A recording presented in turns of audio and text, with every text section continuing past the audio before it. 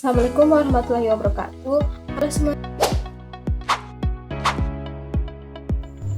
Di sini saya akan menjelaskan penggunaan bahasa Indonesia pada pasal 38 Peraturan Presiden Nomor 63 Tahun 2019. Nah, isi dari pasal 38 yakni yang pertama, bahasa Indonesia wajib digunakan pada nama organisasi yang didirikan atau dimiliki oleh warga negara Indonesia atau Badan Hukum Indonesia. Yang kedua, dalam hal organisasi sebagaimana dimaksud pada ayat pertama memiliki nilai sejarah, budaya, adat istiadat, atau keagamaan, nama organisasi dapat digunakan bahasa daerah atau bahasa asing. Yang ketiga, ada penggunaan bahasa daerah atau bahasa asing sebagaimana dimaksud pada ayat kedua ditulis dengan menggunakan aksara Latin.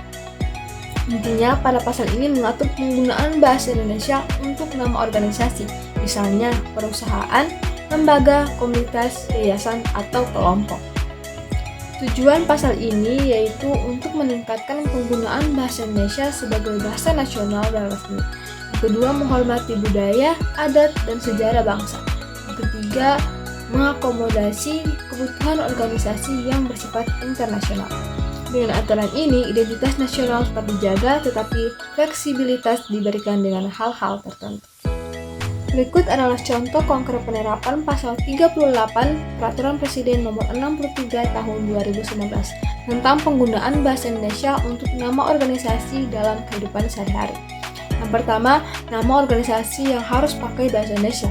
Contoh, perusahaan lokal seperti Bank Rakyat Indonesia atau BRI itu menunjukkan penggunaan bahasa Indonesia sesuai aturan. Namun, nama seperti HSBC Indonesia diperbolehkan karena merupakan cabang bank internasional. Yang kedua, nama organisasi yang boleh pakai bahasa daerah. Contoh, komunitas budaya.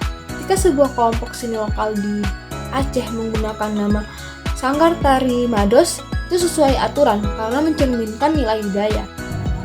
Nah, yang terakhir, nama organisasi yang boleh pakai bahasa asing.